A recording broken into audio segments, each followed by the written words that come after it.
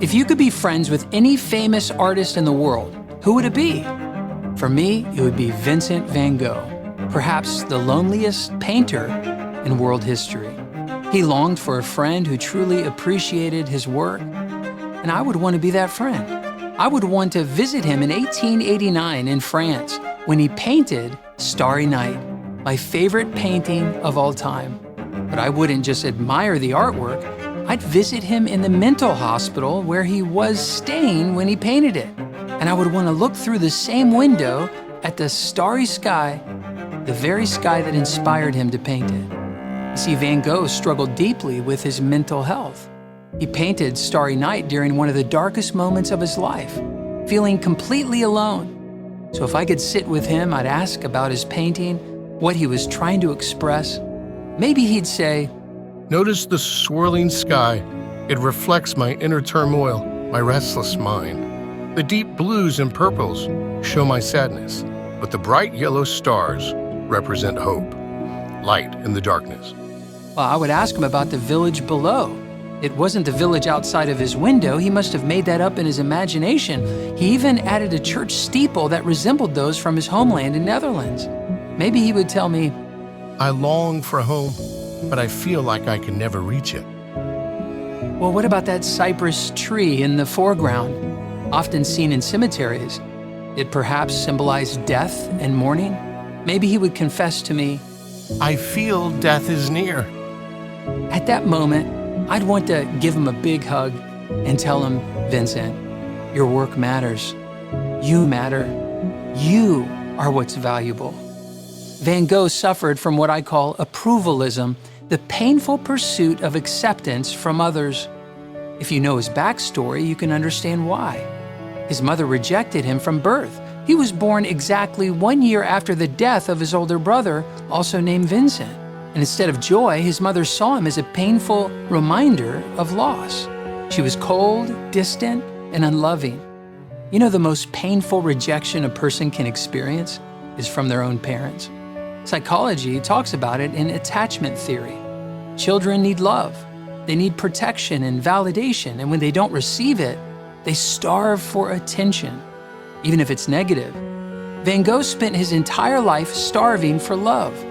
When he finally thought he had found it with a woman named Eugenie, he proposed, but she harshly rejected him. She was secretly engaged to someone else.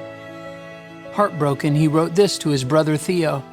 "My heart is broken. I am alone, always alone." We all crave acceptance. It's wired into our brains. Even the healthiest people I know admit to being approval addicts in recovery. The difference is that some learn to control it while others are controlled by it. Vincent was controlled by his approval addiction. So he turned to painting, hoping someone, anyone, would see his worth.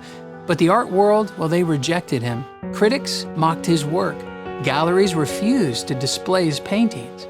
In his entire life, he only sold one painting for today's equivalent of $2,000. Imagine working endlessly on your passion only to hear, "You're not good enough." So he tried harder, painting over 900 paintings in just 10 years. He thought, if I could just get better, maybe they'll finally approve of me. But here's the trap. Approvalism makes you believe that if you perform better, people will love you more. But love that's based on performance isn't real love. Vincent did have one person who loved him unconditionally, his brother Theo. In fact, Theo believed in him, supported him financially, and encouraged him through letters. But while Vincent chased approval from the world, he failed to see that Theo had been there all along. And I think this teaches us an important lesson. You don't need everyone's approval. You just need one person who really cares about who you are. So often we chase friendships hoping for more people to accept us when the real answer to loneliness is actually deeper relationships with the friends we already have. Vincent's mental health spiraled. The rejection from his mother, the rejection from the woman he loved, the rejection from the world, well, it all caught up to him. And after suffering from self-injurious behavior, cutting himself, he admitted himself into a mental hospital. And there, in that lonely, quiet place, he painted his greatest masterpiece, Starry Night. Starry Night is now one of the most famous and beloved paintings in the world, worth hundreds of millions of dollars. But in Vincent's mind, his paintings were worthless. At the time, no one saw his value. His final words to his brother Theo as he lay dying in his arms were this: The sadness will last forever. "If I could go back in time and speak to my favorite artist, I would tell him exactly what I'm telling you now. Value who you are, not the person you wish you were. Value the art you make, not the art others want you to make. Value the brother you already have, not the friends you wish you had." You see, knowing your true value as you are right now, well, that's the cure to approvalism. I'm Brooks Gibbs, and I hope this video keeps you feeling strong.